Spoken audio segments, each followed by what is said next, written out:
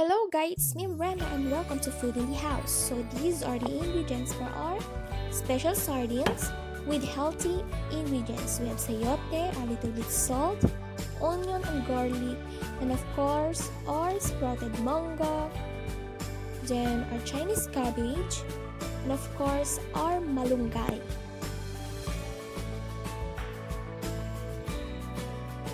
And before preparing everything, you need to wash all the vegetables first.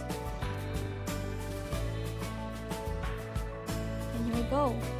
We need to slice the sayote into a bite size para mas madali siyang maluto.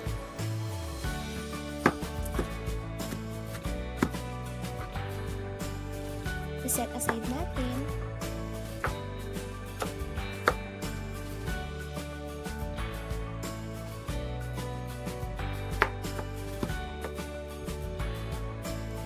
Chinese cabbage also.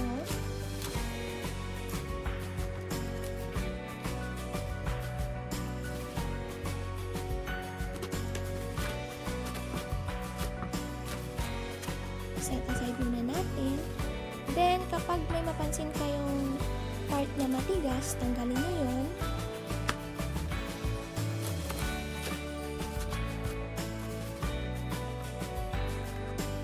And of course, kailangan natin punasan yung tip ng sardines kasi minsan may mga gas yun. Then, durugin natin yung sardines using spoon.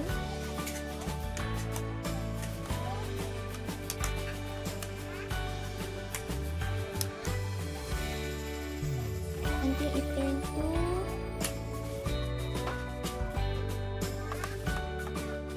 like this.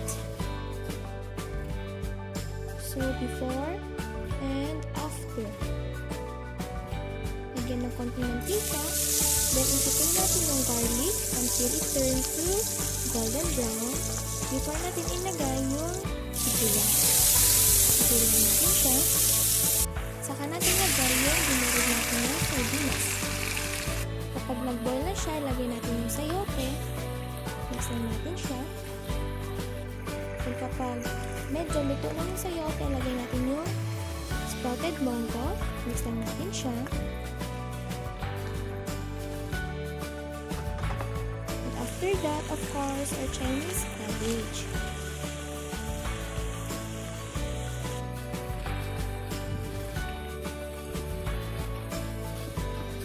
At kapag pansin natin na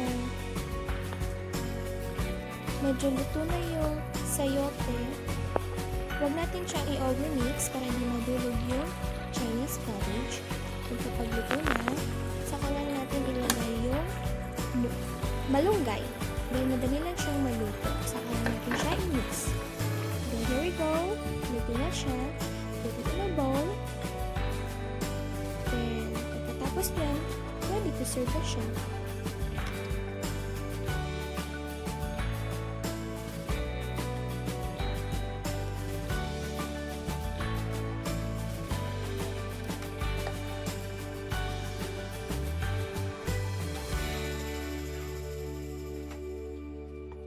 So here are finished special sardines with healthy ingredients.